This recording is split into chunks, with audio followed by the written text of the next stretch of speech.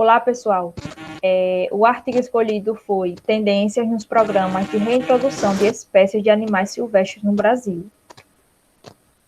A reintrodução de espécies tem se afirmado cada vez mais como uma valiosa ferramenta para a conservação, como atesta o crescente número de estudos teóricos e de trabalhos publicados no Brasil e no mundo. Mas o que é reintrodução?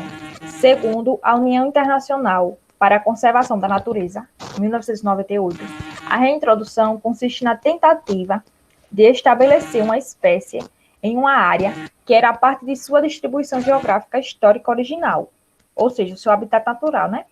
Mas da qual ela foi extinta, por razões naturais ou causadas pelo homem, né?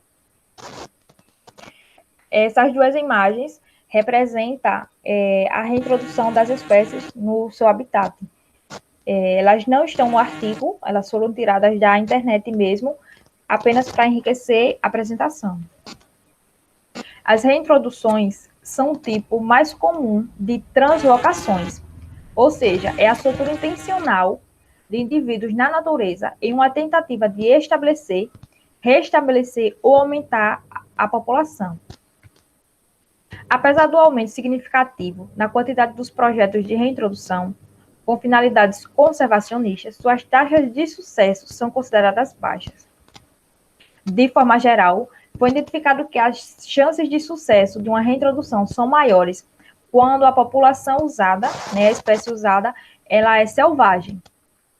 Quando o número é grande, o número de animal solto é grande, ou seja, um número maior que 100, e quando a causa do declínio original é suprimida, ou seja, de acordo com as diretrizes, né, da IUCN, a causa do declínio deve ser identificada e eliminada antes que a espécie seja reintroduzida. No Brasil, nós temos o Instituto Brasileiro do Meio Ambiente e dos Recursos Naturais Renováveis, que é o IBAMA.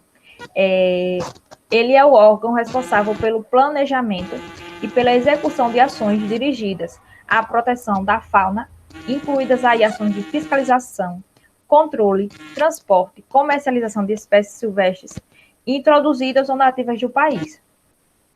Todos os projetos de reintrodução devem ser submetidos a este órgão e, por ele, aprovados e supervisionados. Essa imagem também foi retirada da internet e apenas para representar, né, a logo, né, do IBAMA. Os programas demandam atenção técnica e científica, e por isso depende da disponibilidade tanto de recursos quanto de pessoal capacitado para seu sucesso. O Brasil, apesar de ser um ícone da biodiversidade, não se destaca da mesma forma por suas iniciativas de conservação, pois ele é frequentemente criticado quanto ao desmatamento, a conservação de áreas naturais em áreas agrícolas, a conversão e pela difusão descontrolada dos centros urbanos e industriais. Essas duas imagens também foi tirada da internet, ela não está no artigo. Coloquei apenas para representar. E essa primeira imagem é o desmatamento, né? Muito ocorrido aqui no Brasil. E a segunda imagem é o aumento desenfreado, né, dos centros urbanos. Como a maioria dos países em desenvolvimento, o Brasil ainda destina uma parcela muito pequena de sua receita para os fins conservacionistas.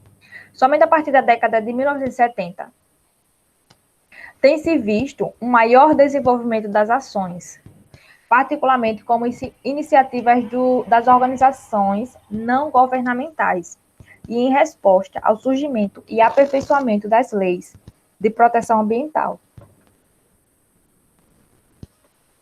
As reintroduções de fauna selvagem decorrem de uma pressuposição de que, soltando indivíduos de uma espécie em um ambiente adequado, que faça parte da distribuição original dessa espécie, é possível restaurar a biodiversidade.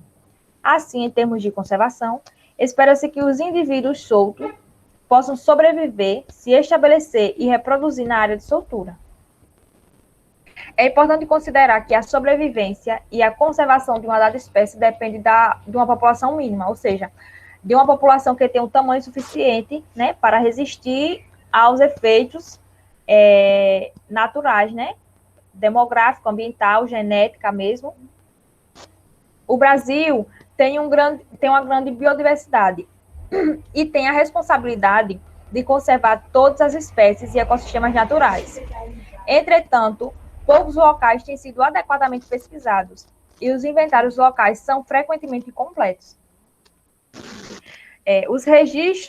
O registro dos dados obtidos nesses programas é ainda bastante fragmentado. No entanto, esses resultados deveriam apresentar tanto sucesso como fracasso, para possibilitar um aprimoramento do conhecimento, uma vez que a fragmentação dos registros leva a concluir que um maior esforço na divulgação dos trabalhos e também na construção de uma base de dados é fundamental para dar sustentação às pesquisas futuras.